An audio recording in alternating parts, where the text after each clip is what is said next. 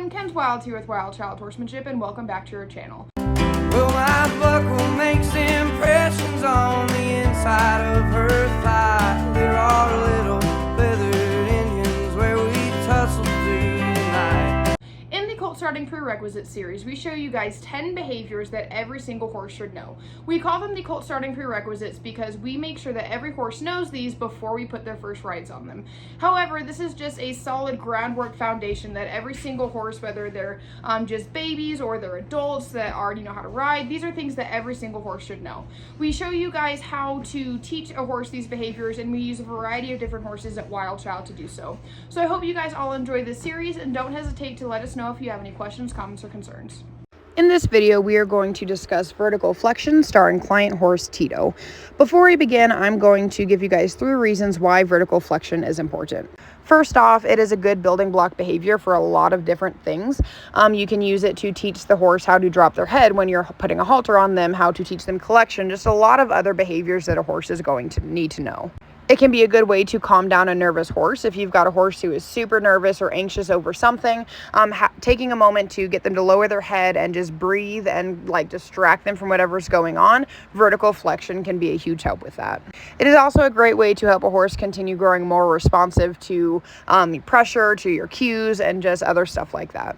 There's 2 main ways you can teach vertical flexion. I'm going to show you both of them. The first one, you're going to put your hand on the pole and apply some pressure. When he goes to drop his head, you're going to release that pressure. You can see that every once in a while Tito actually goes to throw his head in the air. Something that you can do if your horse is doing this or just throwing their head is apply some pressure at the lead rope right below the halter so you've got some more control of their head. I start with the pressure on the pole. If he's not responding, then I apply some pressure with that halter, and you can see that he's starting to drop his head a lot easier with a lot more ease. I want him to drop his head and hold it like he is right here because that shows signs that he's starting to relax. You can also see that he's starting to lick and chew his lips. So overall, he's doing very good with this method. Again, he still kind of goes to throw his head sometimes. I'm just going to hold his halter where the lead rope meets and just keep working and repeating the process. The other way that you can teach vertical flexion is from in front of them, crouch down, apply some pressure on the lead rope, and just get them to drop their head. You can see that he actually picks up on this way a lot quicker than he did on the other way, so I'm very proud of him for that. Just keep applying that pressure and release it the second he goes to drop his head, even just the slightest bit.